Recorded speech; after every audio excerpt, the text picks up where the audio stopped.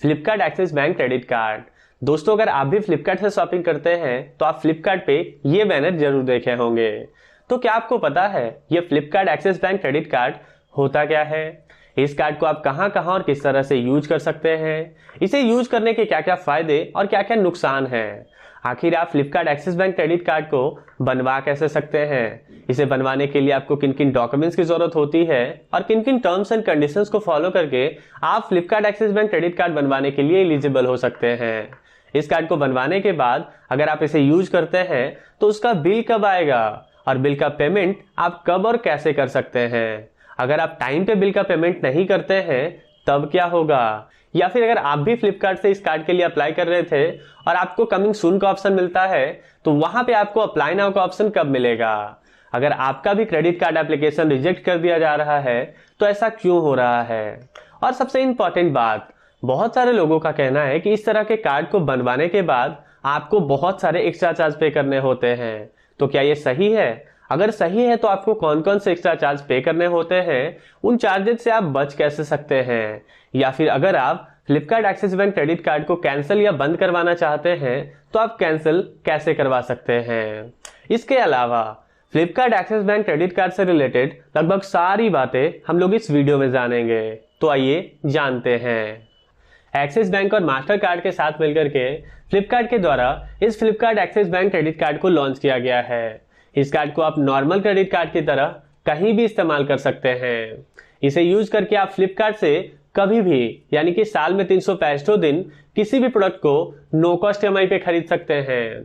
साथ में इसे यूज करके अगर आप फ्लिपकार्ट, मिंत्रा और टू गुड पे शॉपिंग करते हैं तो हर एक शॉपिंग पे आपको 5% का अनलिमिटेड कैशबैक मिलेगा। अनलिमिटेड कहने का मतलब ये है कि अगर आप 10,000 रुपए का शॉपिंग करते हैं तब भी आपको 500 रुपए का कैशबैक मिलेगा। अगर आप 1 लाख रुपए का शॉपिंग करते हैं तब भी आपको 5,000 रुपए का कैशबैक मिलेगा। यानी कि यहाँ पे होता यह है कि जब भी बैंक से किसी कार्ड पे ऑफर आता है तो उसमें मैक्सिमम लिमिट होता है कि आप शॉपिंग चाहे जितना करो लेकिन आपको कैशबैक मैक्सिमम 1500 या 3,000 रुपए तक का ही मिलेगा, जो कि इस कार्ड में नहीं है। फ्लिपकार्ट के प्रीफर पार्टनर जैसे PVR, गोइबिबो, मेकमाईट्रिप, उबर, क्योर.फिर, इन सब पे अगर आप इस कार्ड को यूज करते हैं तो वहां पे आपको पूरे 4% का कैशबैक मिलता है। फ्लिपकार्ट के स्मार्ट स्टोर से अगर आप किसी भी तरह का बिल पेमेंट करते हैं या रिचार्ज करते हैं तो वहां भी आपको 1.5% का कैशबैक मिलता है। इसके अलावा इस कार्ड को आप कहीं भी किसी भी तरह के ऑनलाइन या ऑफलाइन ट्रांजैक्शन के लिए इस्तेमाल करते हैं तो वहां पे आपको 1.5% का कैशबैक मिलता है। यानी कि इस कार्ड को आप कहीं भी इस्तेमाल करो 1.5% का कैशबैक तो पक्का है। कुछ जगह ऐसे भी हैं जहां पे कि आपको कैशबैक नहीं मिलता है, उसके बारे में हम लोग वीडियो में आगे बात करेंगे। तो ये हो गए कैशबैक बेनिफिट्स जो कि आपको हमेशा मिलते रहेंगे जब तक आप इस कार्ड को इस्तेमाल कर रहे हैं। अब बात कर लेते हैं कि इस कार्ड को बनवाते ही आपको वेलकम बेनिफिट्स के तहत टोटल 2900 रुपए का बेनिफिट होता है। तो ये कैसे होता है? दोस्तों, कार्ड को बनवाते ही जैसे ही आप फ्लिपकार्ट पे फर्स्ट ट्रांजेक्शन करते हैं तो फ्लिपकार्ट की तरफ से आपको 500 रुपए का एक वाउचर मिलता है। यहाँ पे कंडीशन होता है कि कार्ड इश्यूएंस से 30 दिनों के अंदर ही यह ट्रांजेक्शन होना चाहिए और कार्ड बनवाते समय आपसे ज्वाइनिंग फी चार्ज किया गया हो, तभी आपको ये 500 रुपए का वाउचर ट्रांजेक्शन के 30 दिनों के अंदर आपके रजिस्टर्ड मोबाइल नंबर या फिर जीमेल पे भेजा जाता है। दूसरा, मेकमाईट्रिप के फर्स्ट ट्रांजेक्शन पे आपको यहाँ पे 15% का कैशबैक मिलता है जो कि मैक्सिमम 500 रुपए का होता है। यहाँ पे भी कंडीशन होता है ये ट्रांजैक्शन भी कार्ड इश्यूएंस से 30 दिनों के अंदर होना चाहिए और इसका कैशबैक जो भी प्रोडक्ट आप खरीदे हो उसका रिटर्न पीरियड के बाद 45 डेज के अंदर प्रोसीड किया जाता है। तो यहां से आपको 500 रुपए का बेनिफिट्स हो गया।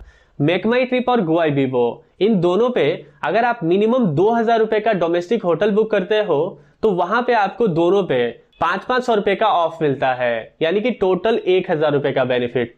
गाना प्लस का सब्सक्रिप्शन 15 महीने का जो कि 1299 रुपए का आता है, अगर आप इस कार्ड को यूज करके लीजिएगा तो वो आपको सिर्फ 399 रुपीज में आ जाएगा।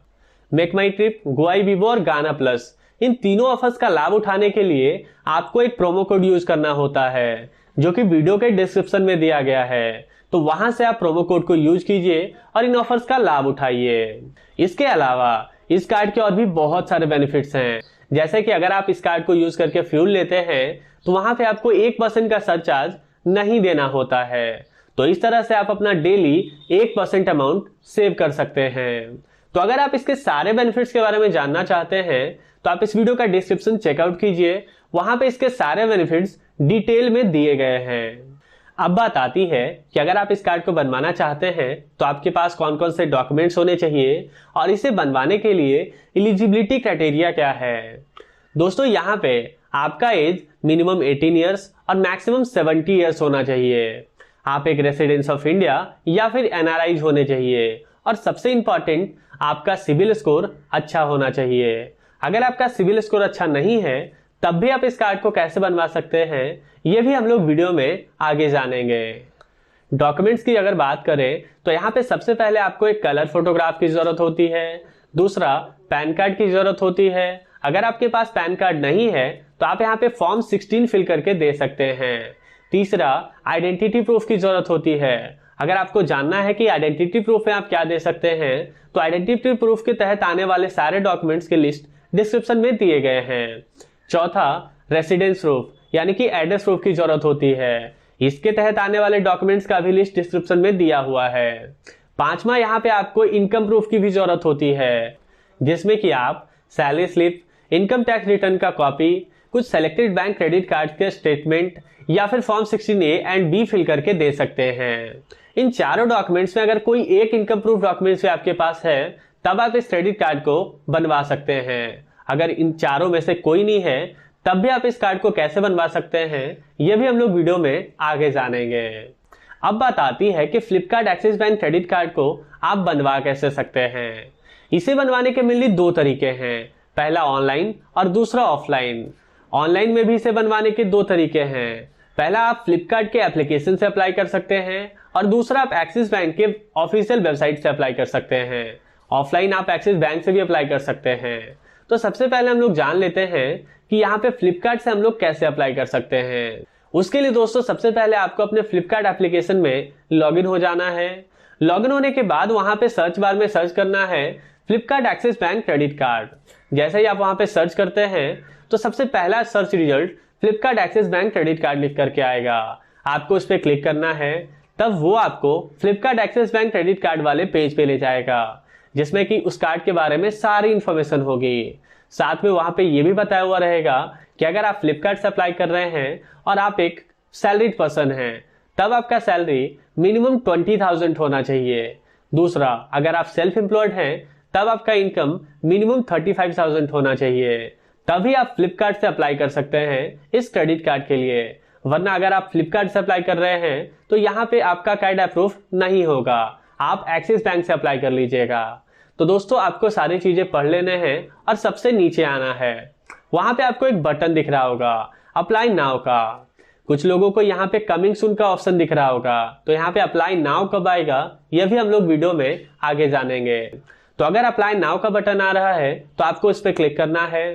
तब आपके सामने दो कॉलम और दो ऑप्शन खुल करके आएंगे। पहले कॉलम में अपना फुल नेम, दूसरे कॉलम में मदर्स मैडम नेम, तीसरे ऑप्शन में जेंडर और चौथे ऑप्शन में मैरिटल स्टेटस सेलेक्ट कर लेना है।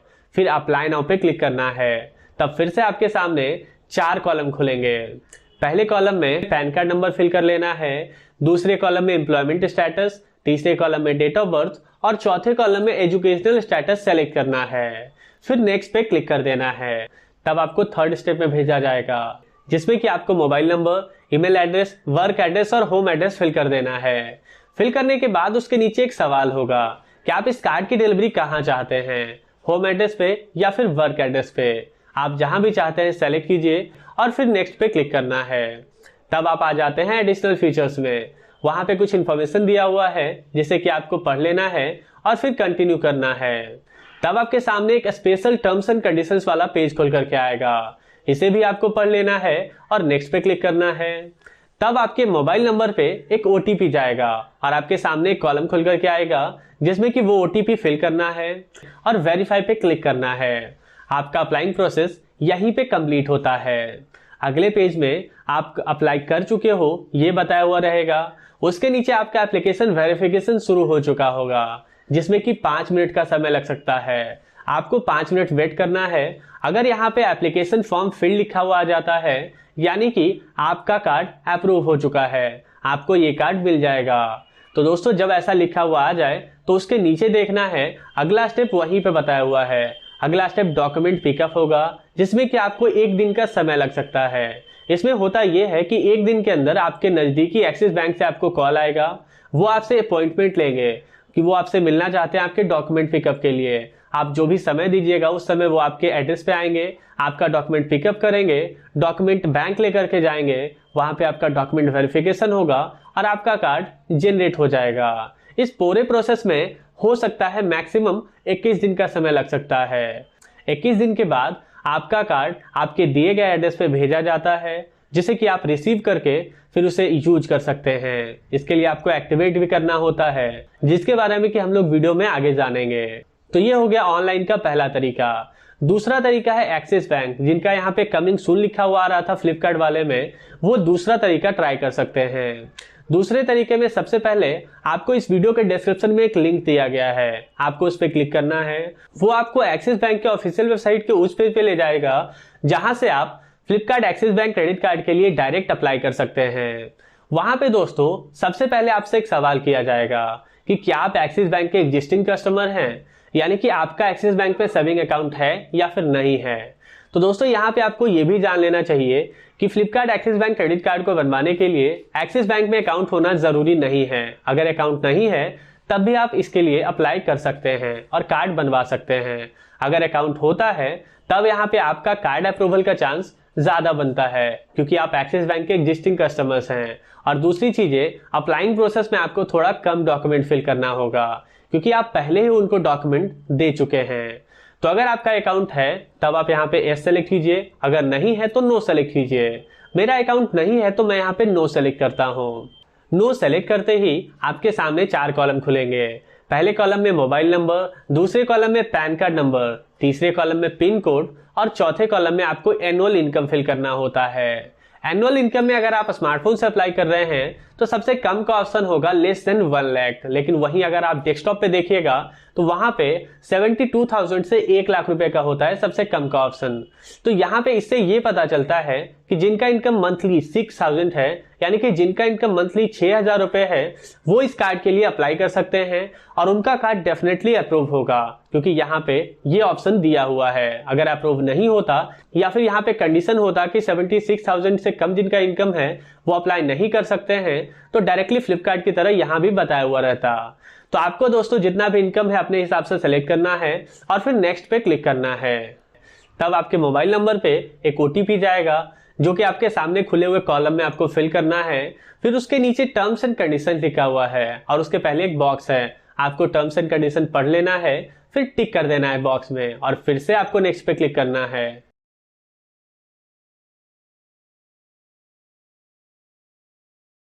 तब आपसे पूछा जाएगा कि आप सैलरीड हो या फिर सेल्फ एम्प्लॉयड हो। आप जो भी हैं अपने हिसाब से सेलेक्ट कीजिए। अगर आप सेल्फ एम्प्लॉयड सेलेक्ट करते हैं या फिर सैलरी सेलेक्ट करते हैं तो वहां पे आपके जॉब के बारे में या फिर बिजनेस के बारे में कुछ डिटेल पूछा जाएगा, आपको वो भी फिल करना है और फिर से आपको नेक्स्ट पे क्लिक करना है। तब आपके सामने यहाँ पे 3 कार्ड शो होंगे, जिसमें कि सबसे लास्ट वाला होगा Flipkart axis bank credit card. आपको उसे सेलेक्ट कर लेना है और नेक्स्ट पे क्लिक करना है। आपका अप्लाइंग प्रोसेस यहीं पे खत्म होता है। इसके बाद जिस तरह से फ्लिपकार्ट में हुआ था उसी तरह से डॉक्यूमेंट पिकअप होगा, डॉक्यूमेंट वेरिफिकेशन होगा और 21 दिन के अंदर आपका कार्ड आपके एड्रेस पे भेज दिया जाएगा। अगर आप एलिजिबल होंगे तो फिर आप उसे यूज कर सकते हैं। तो इस तरह से आप ऑनलाइन इन दोनों तरीकों को यूज करके इस कार्ड को बनवा सकते हैं। अब बात आती है कि ऑफलाइन आप इस कार्ड को कैसे बनवा सकते हैं। ऑफलाइन इसे बनवाने के मेनली 4 तरीके हैं, जिनमें कि सबसे पहला तरीका है कि आपको अपने नजदीकी एक्सिस बैंक जाना होता है। वहां जो रिलेशनशिप मैनेजर होते हैं, दोस्तों जब भी आप अकाउंट खुलवाने के लिए या फिर एफडी आरडी ये सब करवाने के लिए जाते हो तो बैंक का एक स्टाफ होता है जो कि आपको पूरा हेल्प करता है, उसे ही रिलेशनशिप मैनेजर कहा जाता है। तो रिलेशनशिप मैनेजर से आपको मिलना है और उन्हें बताना है कि आप Flipkart axis bank credit card बनवाना चाहते हैं। तब वो आपसे आपका डॉक्यूमेंट के बारे में पूछेंगे, जिनमें कि photograph, identity proof, address proof, ये तीनों चीजें सभी के पास होती हैं। प्रॉब्लम होता है इनकम प्रूफ में, तो इनकम प्रूफ में दोस्तों जैसा कि हमने डॉक्यूमेंट वाले सेक्शन में जाना कि अगर आप एक सैलरीड पर्सन हैं तो आप सैलरी स्लिप यूज कर सकते हैं। अगर आप एक बिजनेसमैन या फिर सेल्फ एम्प्लॉयड हैं तो आप इनकम टैक्स रिटर्न का कॉपी यूज कर सकते हैं इनकम प्रूफ के तौर पे। या फिर अगर आपके पास एक्सिस बैंक का या किसी और बैंक का क्रेडिट कार्ड है, आप उसे करंटली यूज भी करते हैं, तो उसका स्टेटमेंट भी आप इनकम प्रूफ के तौर पे इस्तेमाल कर सकते हैं। अगर आपके पास ये तीनों नहीं है तो आप form 16A and 16B fill करके इस क्रेडिट कार्ड के लिए अप्लाई कर सकते हैं। तो दोस्तों इन चारों डॉक्यूमेंट्स में से अगर कोई भी एक डॉक्यूमेंट्स आपके पास हैं तो आप उस रिलेशनशिप मैनेजर के थ्रू इस कार्ड को बनवाने के लिए अप्लाई कर सकते हैं और कार्ड बनवा सकते हैं। लेकिन इस प्रोसेस में आपका सिविल स्कोर अच्छा होना बहुत जरूरी है। अगर आपका सिविल स्कोर ज्यादा खराब होता है और आपके पास इनकम प्रूफ है तब भी आप इस कार्ड को अप्लाई करोगे तो आपका कार्ड अप्रूव नहीं होगा। तो वैसा कौन सा तरीका है जिसे यूज करके अगर हम लोग कार्ड को बनवाएं तो हम लोगों को इनकम प्रूफ की जरूरत ना हो और सिविल स्कोर अगर खराब है तब भी हम लोगों को कार्ड मिल जाए।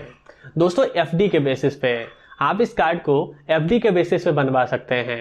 एफडी यानी कि फिक्स डिपॉजिट।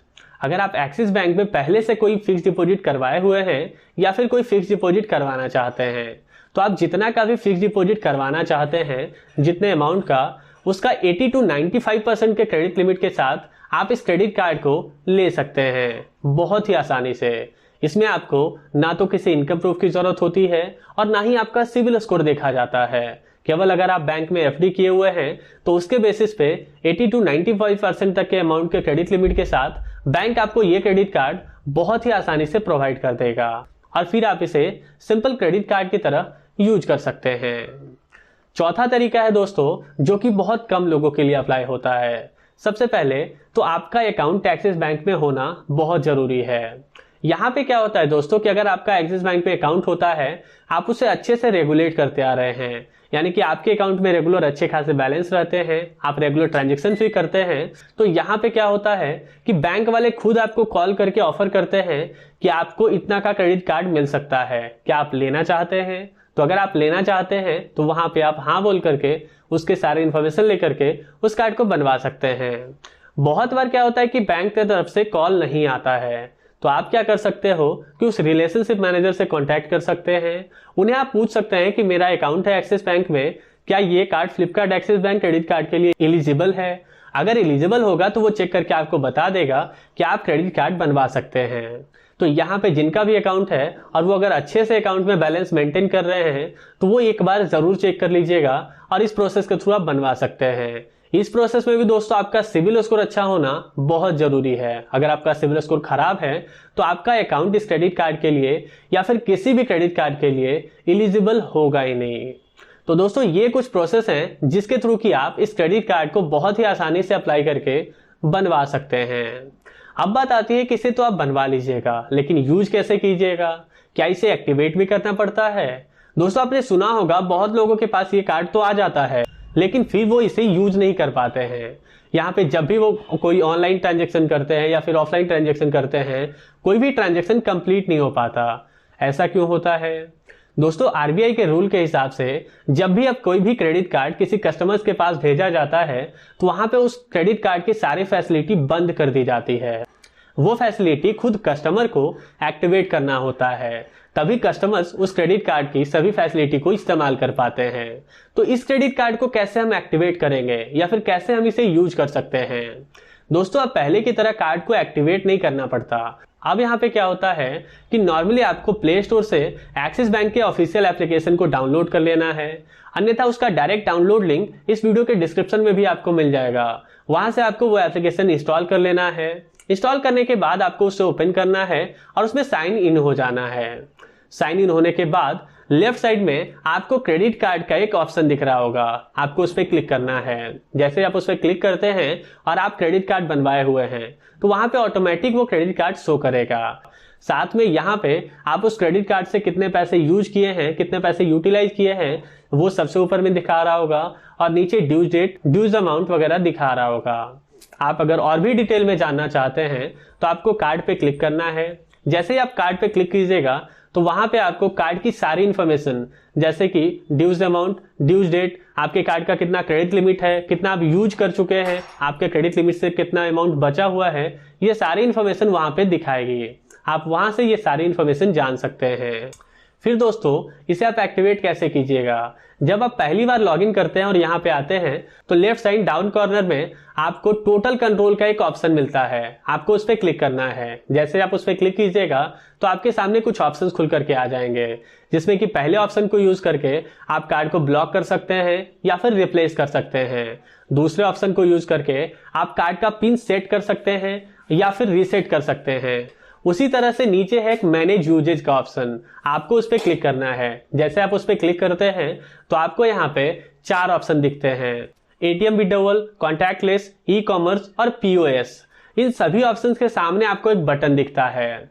अगर आप उस क्रेडिट कार्ड से पैसे विड्रॉ करना चाहते हैं एटीएम को यूज करके, तो वहां पे एटीएम विड्रॉवल के सामने जो बटन है वो ऑफ किया हुआ रहेगा। जब आप पहली बार लॉग इन करेंगे तो उस पर टैप करके उसे आपको ऑन कर लेना है। अगर आप ई कॉमर्स वेबसाइट पे कार्ड को यूज करना चाहते हैं तो ई कॉमर्स के सामने वाले बटन को ऑन कर लेना है, यानी कि जिस फैसिलिटी के सामने वाले बटन को आप ऑन कीजिएगा उसे आप यूज कर पाएंगे। अन्यथा जैसे कि अगर हम एटीएम विड्रॉवल के सामने वाले बटन को ऑफ रहने देंगे तो जब भी हम एटीएम में कार्ड को डालेंगे, पैसे विड्रॉ करना चाहेंगे, पैसे विड्रॉ नहीं होंगे।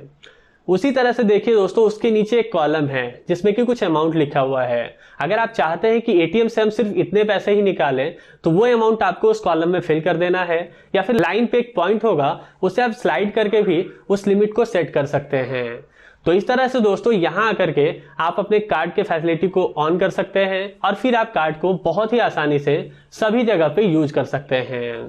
अब बात आती है कि जब हम कार्ड को यूज करेंगे तो उसका बिल हम लोगों के पास कब आएगा और ये पता कैसे चलेगा कि बिल पे करने का डेट कब है। दोस्तों कार्ड जब आपको मिल जाता है तो लगभग कार्ड मिलने के बाद 1 महीने के बाद आपको आपके नंबर पे और आपके जीमेल पे आपके कार्ड का बिल भेजा जाता है। जिस दिन आपका ये बिल जनरेट होता है पहली बार, वही डेट आपका फिक्स हो जाता है जो कि होता है बिल जनरेशन डेट। और उसके बाद जब आप एप्लीकेशन में आइएगा तो यहाँ पे आपको ड्यू डेट उसी दिन से दिखाने लगेगा, जो कि लगभग बिल जनरेशन डेट से 15 दिन के बाद का होता है। तो आपको याद रखना है हमेशा बिल जनरेशन डेट और bill due date. Bill generate होगा उस डेट को और ड्यू डेट से पहले आपको पेमेंट कर देना है। अगर आप ड्यू डेट के बाद पेमेंट करते हैं तो आपको यहाँ पे लेट फी देना पड़ सकता है, जो कि एक अच्छा अमाउंट का होता है। आपको हमारे स्क्रीन पे अभी एक टेबल दिख रहा होगा जिसमें कि बताया हुआ है कि कितना अमाउंट आपका ड्यूज रहेगा और उसे आप ड्यू डेट के बाद पे करोगे तो आपको कितने अमाउंट का लेट फी देना होगा।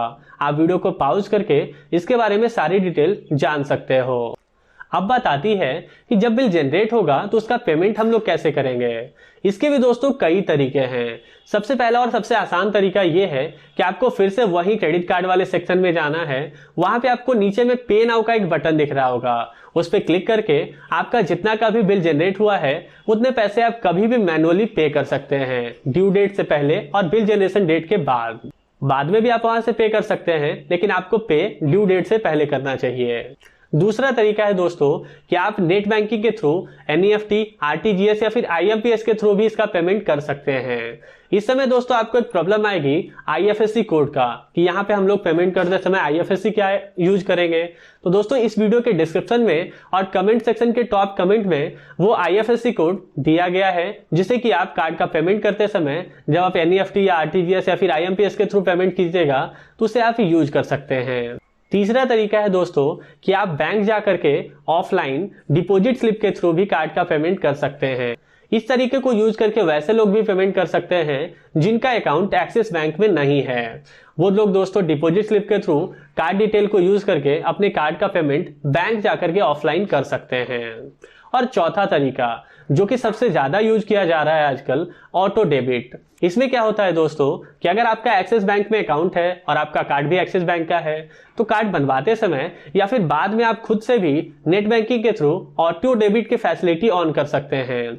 इसमें होता यह है कि अगर आप ड्यू डेट तक, यानी कि जो पेमेंट करने का लास्ट डेट है उतने दिन तक अगर आप पेमेंट नहीं करते हैं और आपके अकाउंट में पैसा होता है तो ऑटोमेटिकली आपका ड्यूज अमाउंट आपके अकाउंट से विड्रॉ हो जाएगा और आपके क्रेडिट कार्ड में पेमेंट हो जाएगा, और इस तरह से आप लेट फी पे करने से बच सकते हैं। अब बात आती है कि बहुत सारे लोगों का कहना है कि वो जब फ्लिपकार्ट के थ्रू इस कार्ड के लिए अप्लाई करते हैं तो उनको कमिंग सून का ऑप्शन आता है, अप्लाई नाउ का ऑप्शन नहीं आता है। तो ऐसा क्यों हो रहा है? ऐसा होने का कोई रीजन नहीं है दोस्तों। यहाँ पे क्या हुआ कि फ्लिपकार्ट की तरफ से कुछ सेलेक्टेड कस्टमर्स को ही यह Flipkart axis bank credit card दिया जा रहा है, जिसके कारण कि जिनका अकाउंट उन सेलेक्टेड कस्टमर्स में से आता है उनको यहाँ पे अप्लाई नाउ का ऑप्शन मिल रहा है, जिनका नहीं आता है उनको कमिंग सून का ऑप्शन मिल रहा है। तो अब बात आती है कि आपको अप्लाई नाउ का ऑप्शन कब और कैसे मिलेगा। दोस्तों इसके लिए आप कुछ नहीं कर सकते। जब भी आपका अकाउंट उन सेलेक्टेड कस्टमर्स में से आएगा तो आपको अप्लाई नाउ का बटन मिल जाएगा। मेरा भी एक अकाउंट था जिसमें कि बहुत पहले कमिंग सून का ऑप्शन आता था, लेकिन कुछ दिनों पहले जब हमने चेक किया तो वहां पे हमें अप्लाई नाउ का ऑप्शन मिल गया और हम कार्ड के लिए अप्लाई कर पाए। तो आप भी कुछ दिन वेट कर लीजिए, हो सकता है आपको भी अप्लाई नाउ का ऑप्शन मिल जाए। अगर आप अभी तुरंत अप्लाई करना चाहते हैं, ऑनलाइन अप्लाई करना चाहते हैं, तो आप एक्सिस बैंक के प्रोसेस से अप्लाई कर सकते हैं। अन्यथा आप ऑफलाइन के चारों तरीकों में से किसी भी एक तरीके को यूज करके इस कार्ड के लिए अप्लाई करके बनवा सकते हैं। अब बात कर लेते हैं कि बहुत सारे लोगों का कहना था कि इस कार्ड को बनवाने के बाद हम लोगों को बहुत सारे एक्स्ट्रा चार्ज देने होते हैं, तो क्या ये सही है? नहीं दोस्तों, ऐसा नहीं है। आपको ध्यान रखना है, जब भी आप किसी भी क्रेडिट कार्ड को यूज करते हैं, चाहे वो Flipkart axis bank credit card हो या किसी और बैंक का कोई दूसरा कार्ड हो, आपको पेमेंट टाइम पे करना होता है। आप सिर्फ एक गलती करते हैं कि ड्यू डेट से पहले पेमेंट नहीं करते हैं। अगर आप ड्यू डेट से बाद पेमेंट कीजिएगा तब आपको यहाँ पे सारा चार्ज लगना शुरू होता है। अगर आप उससे पहले कर देते हैं तो आपको यहाँ पे किसी भी तरह का चार्ज नहीं देना होता है। अगर बात करें कि कौन कौन से चार्जेस लगते हैं, तो सबसे पहला चार्ज यहाँ पे कार्ड बनवाते समय ही आपको देना होता है, जो कि है ज्वाइनिंग फी। ये ज्वाइनिंग फी 499 रुपीज का होता है, जिसे कि आप 500 रुपए कह सकते हैं। दूसरा होता है लेट पेमेंट फी, जिसका की लिस्ट आपको वीडियो के मिडल में मिल गया होगा, जिस समय हमने लेट पेमेंट फी के बारे में बात की थी। अभी भी आपको स्क्रीन पे दिखाया जा रहा होगा कि लेट पेमेंट फी कितना का लगता है। इसके अलावा कुछ चार्जेज और लगते हैं। अगर आपको उसके बारे में जानना है तो आप इस वीडियो के कमेंट सेक्शन का टॉप कमेंट चेक कीजिए, वहां पे आपको चार्जेस के सारे लिस्ट दिए हुए हैं। वहां से आप जान सकते हैं कि इस कार्ड में और कौन कौन से चार्जेस लगते हैं। साथ में अगर आपको ये वीडियो अच्छा लगा हो या फिर इस वीडियो में कुछ भी खराब लगा हो तो आप इसी वीडियो के कमेंट सेक्शन में कमेंट कीजिए, ताकि हम अपने आने वाले वीडियोस में सुधार ला सकें। और दोस्तों अगर आप किसी वजह से इस कार्ड को बंद करवाना चाहते हैं, कैंसिल करवाना चाहते हैं, तो उसके मेनली दो तरीके हैं। पहला, आप बैंक जाकर के कर सकते हैं, कैंसिल करवा सकते हैं एप्लीकेशन लिख करके, और दूसरा आप कस्टमर केयर से कांटेक्ट कर सकते हैं। तो बैंक जाना है तो आप ऑफलाइन बैंक चले जाइए, वहां एप्लीकेशन लिखिए, कार्ड बंद कर दिया जाएगा। दूसरा, अगर आप बैंक नहीं जाना चाहते हैं, घर बैठे बैठे ऑनलाइन कैंसिल करवाना चाहते हैं, तो उसके लिए दोस्तों आपको कस्टमर केयर को कांटेक्ट करना पड़ेगा। तो इस वीडियो के डिस्क्रिप्शन में और कमेंट सेक्शन के टॉप कमेंट में आपको कस्टमर केयर का कांटेक्ट नंबर, जो कि 2-3 होगा, आप एक एक पे ट्राई कर लीजिएगा, जिसपे जल्दी कांटेक्ट हो जाएगा आपका। वहां आप बोल सकते हैं कि मुझे इस कार्ड को कैंसिल करना है, तो वो आपका प्रोसेस आगे बढ़ा देंगे और फिर कुछ ही दिनों में आपका कार्ड कैंसिल हो जाएगा। अगर कांटेक्ट नहीं कर पा रहे आप कस्टमर केयर को, या कोई प्रॉब्लम है कांटेक्ट करने में, तो कमेंट सेक्शन में आपको कस्टमर केयर का सपोर्ट टीम का आपको ईमेल एड्रेस भी दिया हुआ है। आप उस ईमेल पे ईमेल कर सकते हैं कि आपको अपना कार्ड कैंसिल करवाना है। आप क्या ईमेल कीजिएगा तो आपको जल्दी ये कार्ड कैंसिल हो जाएगा, वो भी डिस्क्रिप्शन बॉक्स में सैंपल के रूप में बताया गया है। आप वही लिख सकते हैं या फिर कुछ चेंज करके अपने हिसाब से जो भी आप लिखना चाहते हैं, जो भी आप रीजन देना चाहते हैं, वो दे करके आप मेल कर सकते हैं। मेल करने के कुछ ही दिनों बाद कस्टमर केयर खुद आपको कांटेक्ट करेंगे और फिर आप जो भी रीजन बताइएगा उसके बाद वो कार्ड कैंसिल या फिर बंद कर दिया जाएगा। और इस तरह से आप इस कार्ड को बंद करवा सकते हैं। तो दोस्तों अगर आपको ये वीडियो अच्छा लगा हो तो आप इस वीडियो को लाइक कर सकते हैं। और अगर अब भी आपके पास इस टॉपिक से रिलेटेड कोई सवाल है या आपके पास कोई टॉपिक है जिस पे कि आप वीडियो चाहते हो, तो आप हमारे सोशल मीडिया हैंडल जैसे कि फेसबुक पेज या फिर इंस्टा पेज पे डायरेक्ट मैसेज कर सकते हैं। वहां आपके हर एक सवाल का जवाब दिया जाएगा। वीडियो को लास्ट तक देखने के लिए धन्यवाद।